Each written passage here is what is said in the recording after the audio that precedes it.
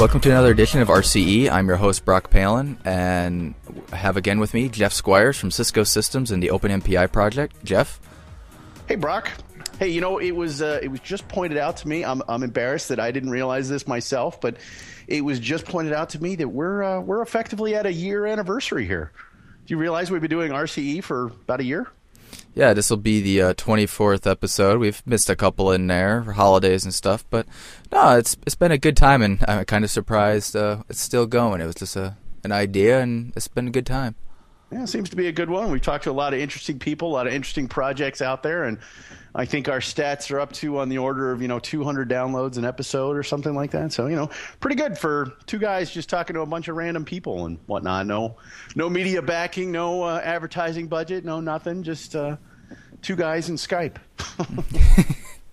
Yeah, and thanks so much for volunteering to be my co-host and gone through all these shows with me and meeting up every week and getting us taken care of. No problem. This is interesting stuff. You get to talk to a lot of fascinating people who are doing similar yet different kinds of things, stuff that overlaps with my work and stuff that doesn't overlap with my work. So it's a great opportunity to learn new things, which is kind of what I assume that our listeners are here for too. Okay. So it's all good stuff. So happy anniversary, Brock. Thank you very much, Jeff. Let's get on to today's show. Yeah, let's go ahead and get started. We have today the Petsc project. We have Matt Knepley and Jed Brown. I didn't get exactly where they're both located at, but they'll probably be able to introduce themselves. Jed, why don't you go ahead and tell us a little bit about yourself? Hi, so I'm at ETH Zürich right now. And I've been using Petsc since about 2004 when I was at the University of Alaska Fairbanks. Cool.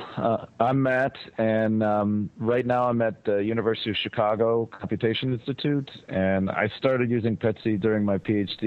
in 1997. And I was at Argonne for 7 years as, developing that full time. Okay, so are one of you working on Petsc currently, and one of you is just a user? Are you both working on it? Are you both users? So I've been contributing to Petsc a fair amount for the last year or so, and I put some new features in, but I'm not an official developer. Oh, I think you're official now. I think your picture's on the page. But yeah, and I'm an official developer. I'm one of the guys that maintains it. Okay, and this is out of the MCS division at Argonne is the official host of Petsc? Right. Okay, so MCS how about being mathematical and computer sciences, just for those who aren't aware of the acronym there? I did get that right, didn't I? I hope so. Yeah. Yep. Okay. Mathematics and computer science. So how about you give us a rundown on what Petsc is? I'm a sysadmin. I've installed it a number of times, and I have a number of people who use it, but I've never actually used it. So what are some of the features, and what does it do? It's first and foremost a set of libraries, and it's a set of libraries intended to solve nonlinear algebraic equations, and its focus is on large distributed memory parallelism, and that pretty much necessitates iterative solvers. So that's been the focus. And lots of people, it's targeted primarily for PDEs, but people use it to solve ODEs and variational problems and other things like that. Okay. When I built Petsc, I noticed it comes with a lot of optional packages, and you guys have actually built your own build system around it. What kind of features do these optional packages you add on? I noticed another guest we had on the show before was the HDF5 project. You can use HDF5. What kinds of things can you enable and disable inside Petsc? So most of the optional packages in Petsc are third-party solvers of some sort. And yeah, essentially every Petsc object has a plugin architecture. And so what you're doing when you enable these external packages is you're activating those plugins. And then the user at runtime can choose whether to use those third-party libraries in part of their solution process or to skip them. So as a little add-on to that, what is the history of Petsc? You should probably back up a little bit. Where did it come from, and when did it get started? So Petsc was started by two guys, Barry Smith and Bill Gropp, in 1991 when they both were at Argonne, and it was to support their research. They were actually writing a book on iterative methods, and they couldn't get any current system to run their examples, so they built something to run all the examples for this book. And then Bill went off to work on MPI, and Barry rewrote it to be something that was suitable for other people to use. So a side-along question in there, then this actually predates MPI. So did you guys do parallelism with something else before, or I guess Barry and Bill, did they do something before MPI, like PVM or something like that? Before MPI, there was PVM from Al Geist at Orno, but there was also P4 that Bill was writing. And so the original Petsc 1 used P4, and then when Petsc was completely rewritten in Petsc 2, they used MPI and they used the reference implementation that Bill and Rusty wrote during the MPI standards deliberation. Does Petsc only run in MPI, or can you run it just as a serial library, or like a shared memory parallel, or does it only focus on distributed memory?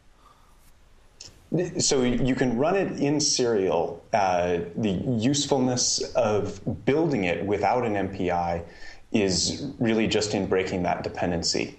But all of the examples run fine in serial, and Petsc uses sort of a mock implementation of MPI if you want to build it without an MPI library installed. Do a lot of users do that, or do most people run it on large distributed systems? Over half of the people that download it for Windows, and I have to imagine that a bunch of those people run it in this without MPI mode, because there's, in my opinion, still not a great install of MPI in Windows. You basically download this binary instead of being able to really build it. Okay. So the target audience then are just these PDEs, but some people can use ODEs. So what would be the benefit of using Petsc in a serial version versus using one of the alternate solvers that Petsc just uses? Have you cleaned up the interfaces or some other helper routines you have? So solving PDEs and in general large-scale problems is a hard thing, and it's really hard to know in advance what algorithm will work well for your particular problem. And as you add physics or somehow change the problem, it can also change what kind of solvers work well. And so what Petsc provides is this uniform interface and a lot of tools that allow you to construct your own solvers that may be specially tuned towards the physics that you're working on. And so by getting these third-party solvers through Petsc, it enables you to compose them very elegantly and to swap out all of these components at runtime. I would just add one small thing, and that is that it also installs these things for you automatically, so it relieves some of the burden of building these yourself. Yes, the build system for a lot of these tools is really, really bad. Yeah. So the value, what I'm hearing from you is not only the implementation of a lot of complex algorithms to do this stuff and to do it correctly, because correctness is a major portion of the battle, but also the integration of all these different algorithms, which may or may not be yours. They might be sort of the sub packages. Is that a correct summary? Yes.